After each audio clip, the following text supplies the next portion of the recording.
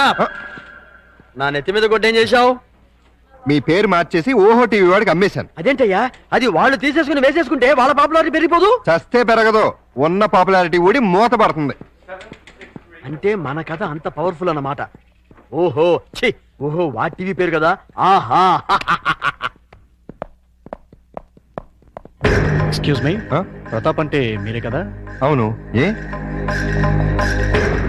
మీతో కాస్త పర్సనల్ గా మాట్లాడాలని వచ్చాను. సారీ, నేను అర్జెంట్గా వెళ్ళాలి.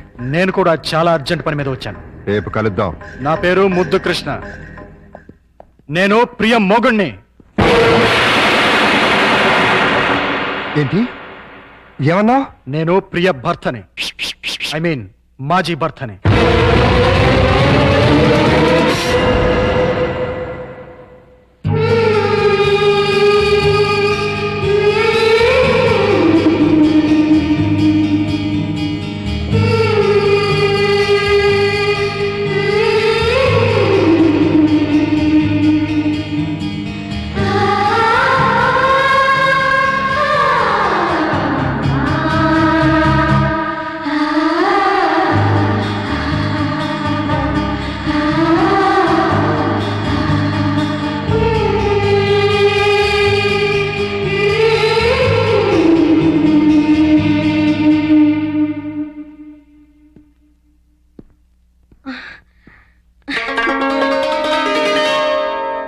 ఐదు గంటలకు వస్తానని చెప్పి ఇప్పుడా రావటం? మీకోసం ఎంతసేపటి నుంచి వెయిట్ చేస్తున్నానో తెలుసా? మీరిచ్చిన చీర కట్టుకున్నాను. క్షమించు ప్రియా, అనుకోకుండా ఒక ప్రాబ్లం వచ్చింది. ఏంటి? నా మాజీ భార్య తిరిగి వచ్చింది. నేను ఒప్పుకుంటే మళ్ళీ నా భార్య అవుతానంటుంది. చట్టరీత్యా విడిపోయాం, శాశ్వతంగా కలవకూడదు అనుకున్నా.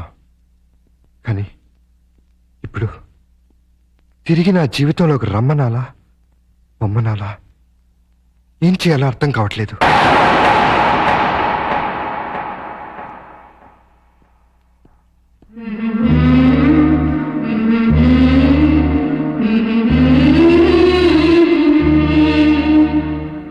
పాపానికి పశ్చాత్తాపమే ప్రాయశ్చిత్తం. మనసు మార్చుకుని చేసిన తప్పును తెలుసుకుని తిరిగొచ్చిన ఆమెని క్షమించండి. మీ భార్యని చేసుకోండి. అదే న్యాయం, అదే ధర్మం. మరి నువ్వు? మధ్యలో వచ్చాను, మధ్యలోనే వెళ్ళిపోతాను. తప్పు కాదా? తప్పదు. అయితే నువ్వు కూడా రావాలి.